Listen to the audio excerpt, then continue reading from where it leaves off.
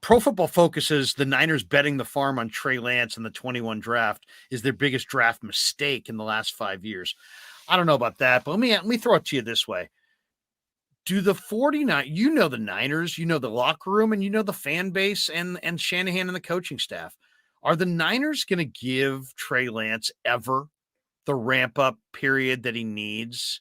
Or did they just take the wrong guy and their fans, their coaches, their players, they'll never be in a spot to give him the ramp up time that he needs? Well, it was always such a delicate situation because they knew that he needed the ramp up time when they picked him, which is why they kept Jimmy Garoppolo. Shanahan saw a blank slate in Trey Lance. He saw, okay, this is great athleticism. And I love the way that he sees the field through the lens of a pro style offense. He was able to see that through the tape at North Dakota State. But I also love, I think Shanahan legitimately liked this. He loved the inexperience because he could program Trey Lance into what he wanted, right? Now, the problem is you can't program the guy if he's gotten hurt now several times. And I think it was already really clear in week 2 that he hadn't been programmed enough to Kyle Shanahan's comfort, which is why they're running him so much.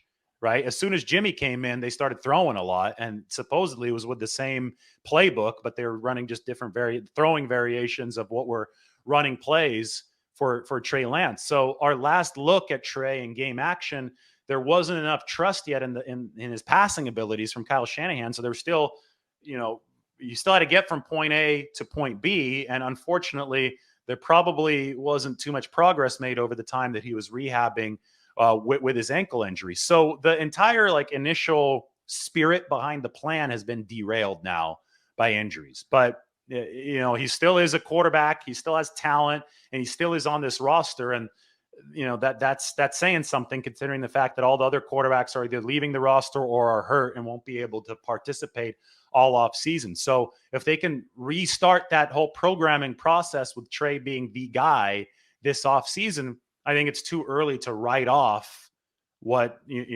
what the future might be for the 49ers, because I think it's really clear what the ultimate vision was.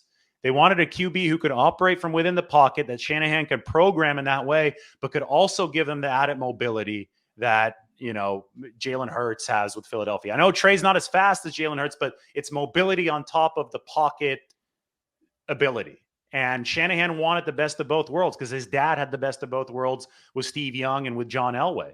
And did the 49ers take a massive swing to get it? Absolutely.